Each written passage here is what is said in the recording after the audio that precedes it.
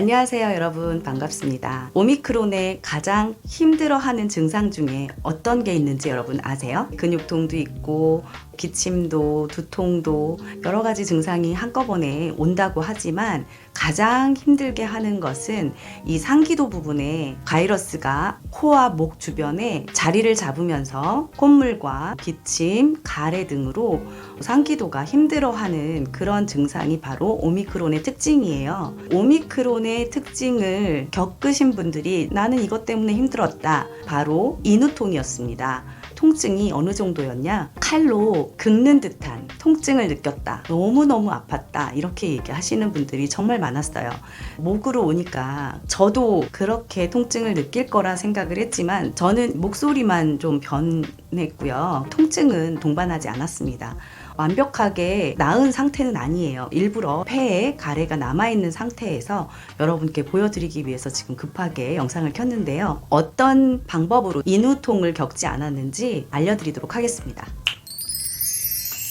지금부터 알려드리는 방법은 제가 아주 오래전부터 일반 감기에 걸리더라도 항상 제가 써오던 방법이에요. 주로 감기가 걸리면 저는 목이나 편도가 붓기 때문에 말을 하기가 힘들 정도로 그런 통증을 항상 동반했어요.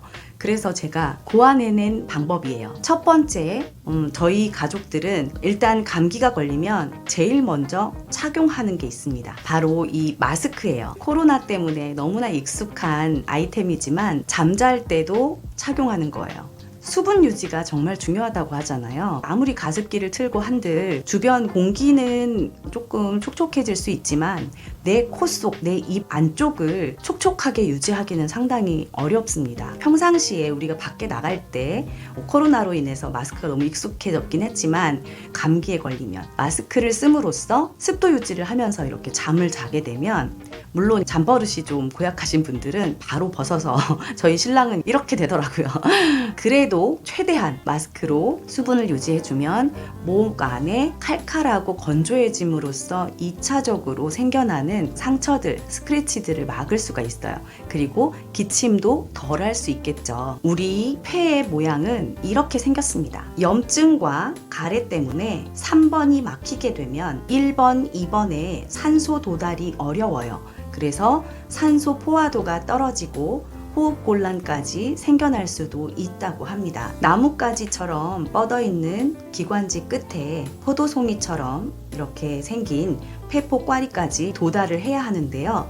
그때까지 가장 중요한 요소가 바로 폐포의 습도예요. 습도를 유지하게 되면 아무래도 가래도 덜 끓고 기침도 덜하고 목에 스크래치도 덜 나기 때문에 그만큼 목에 염증이라든가 2차 감염이라든가 이런 부분들을 막을 수가 있는 걸 제가 느꼈거든요. 그래서 그때부터 이 습도를 유지해주고 높여주기 위해서 계속해서 써오던 방법이에요. 일반 감기에 걸렸을 때도 첫 번째로 잠잘 때 마스크를 착용을 했어요. 두 번째는요, 횡격막 호흡법이라고 합니다. 여러분들 많이 알고 계시는 복식호흡인데요. 복식호흡은 요가들도 많이 하시고 운동하시는 분들 조금이라도 접해보신 분들은 다들 아실 거예요.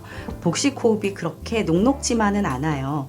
바른 자세로 하는 게 중요한데요. 보통 어깨가 이렇게 올라가면 안 되고 어깨에 힘을 빼고 그 상태에서 위에 가슴과 아래에 배에 손을 얹어서 숨을 쉬는 걸 느껴보세요. 숨을 크게 쉬는데 위로 가슴이 훅 하고 올라오면 복식호흡이 아닌 거죠. 횡격막을 넓히고 배가 커지는 걸 느껴야 돼요. 풍선처럼 배가 부풀어 올라야 하는데 이렇게 가슴이 올라가지 않게 가슴은 그대로 힘 빼고 내려간 상태에서 배만 볼록하게 만들어주는 겁니다. 그리고 숨을 입으로 쉬는 게 아니라 코로 쉬는 거예요. 꼭 코로 해야 되기 때문에 코에 콧물이 가득해 있으면 안 되겠죠. 그래서 코를 풀고 시작하셔야 됩니다. 그리고 배가 커다랗게 커졌어요. 그 상태에서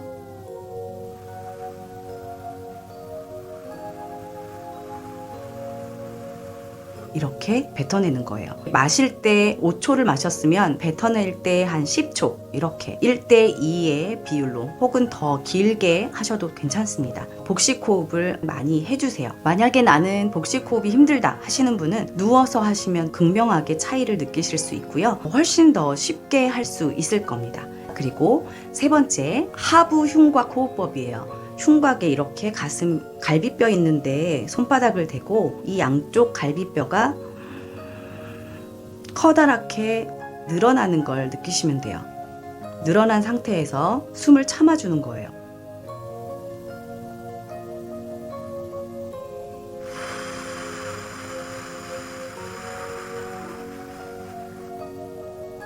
다시 한번요.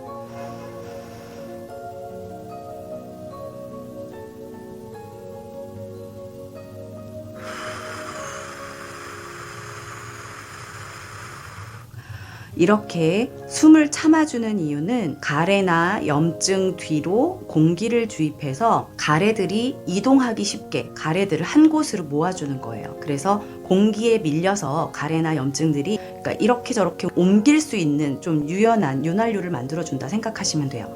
그렇게 해서 일단은 공기 주입이 됐어요. 그러면서 폐 안쪽이 가래나 이런 것들이 딱딱해지지 않고 잘 떨어질 수 있는 환경으로 만들어 주신 다음에 네 번째입니다. 네 번째는 허핑과 기침이에요. 허핑이라고 하는 건 제가 이름을 붙인 게 아니고요.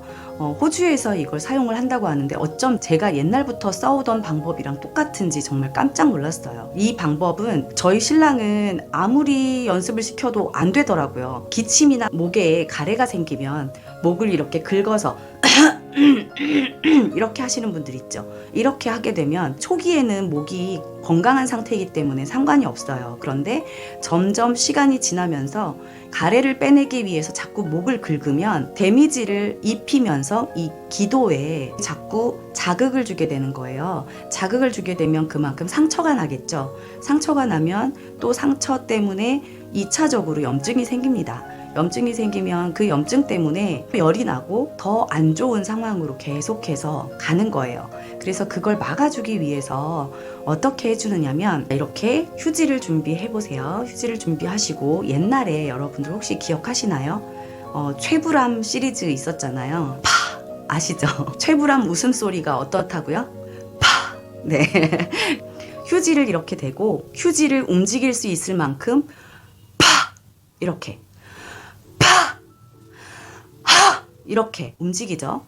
움직일 수 있을 만큼 할아버지 웃음소리 쉽지는 않아요. 현기증이 납니다. 숨을 크게 마시고 하고 뱉을 때 배가 홀쭉하게 들어가면서 90% 정도 숨을 다 뱉어내세요. 그렇게 해야 됩니다.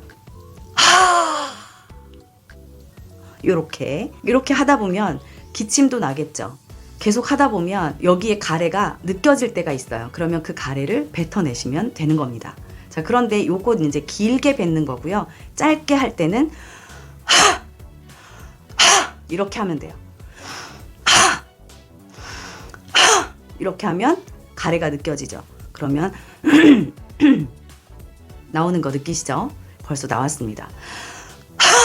공기를 주입해서 이동을 시켜놨기 때문에 한쪽으로 빨리 빠져나올 수 있는 곳으로 위치했어요. 호흡을 하하고 뱉을 때 그때 가래가 같이 섞여 나옵니다. 그러면 그 가래를 뱉어내는 거예요. 용가리처럼